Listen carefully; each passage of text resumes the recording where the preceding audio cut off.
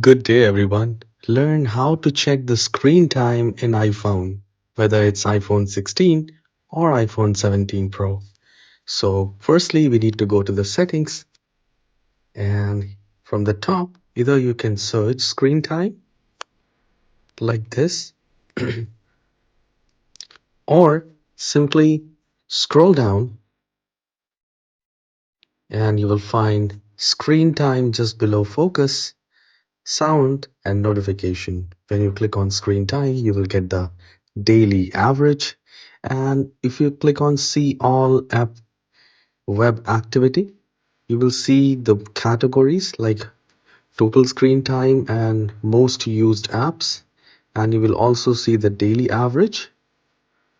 And this is how you can check the screen time in iPhone. Please subscribe for more tutorials like this. Have a wonderful day.